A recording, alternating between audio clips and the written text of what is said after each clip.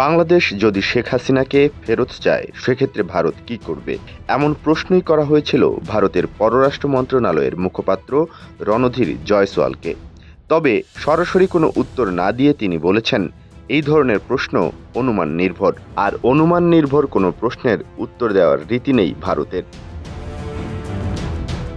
৩০ August শুক্রবার দেশটির পররাষ্ট্র মন্ত্রণালয়ের সাপ্তাহিক মিডিয়া ব্রিফিংয়ে সাংবাদিকদের মুখোমুখি হয়েছিলেন তিনি। এ সময় সাংবাদিকদের প্রশ্নের জবাবে রণধীর জয়সওয়াল বলেন, শেখ হাসিনা গত ৫ আগস্ট খুব সংক্ষিপ্ত নোটিশে ভারতে প্রবেশের অনুমতি চেয়ে অনুরোধ করেছিলেন। তবে তাকে ফেরত পাঠানোর ব্যাপারে যেসব প্রশ্ন করা হচ্ছে তা কল্পনাপ্রসূত।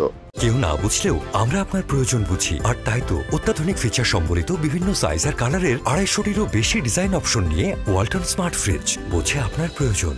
গত ৫ আগস্ট ছাত্র জনতার গণ আন্দোলনের মুখে প্রধানমন্ত্রীর পদ থেকে ইস্তফা দিয়ে ভারতে গিয়ে আশ্রয় নেন বাংলাদেশের দীর্ঘ সময় প্রধানমন্ত্রী থাকা শেখ হাসিনা।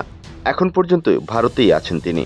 নোবেলজয়ী অর্থনীতিবিদ ডক্টর মোহাম্মদ ইউনূসের নেতৃত্বে অন্তর্বর্তীকালীন সরকার শপথ গ্রহণের পর বাতিল করা হয় শেখ হাসিনার কূটনৈতিক পাসপোর্ট। তবে পাসপোর্ট বাতিল হলেও আইনগতভাবেই ভারতে অবস্থান করতে পারবেন শেখ হাসিনা। সেক্ষেত্রে তিনি সর্বোচ্চ ৪৫ দিন ভারতে থাকতে পারবেন। বর্তমানে এর ভিত্তিতেই ভারতে আছেন বাংলাদেশের সাবেক এই প্রধানমন্ত্রী। এরই মধ্যে ৩ সপ্তাহের বেশি সময় অতিক্রান্ত হয়ে গেছে শেখ হাসিনার ভারতের অবস্থানের।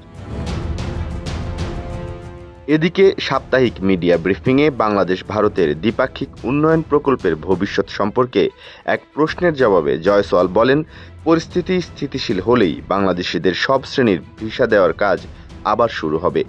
এই মুহূর্তে বাংলাদেশিদের শুধুমাত্র মেডিকেল ভিসার মতো জরুরি ক্ষেত্রে ভিসা দেওয়া হচ্ছে।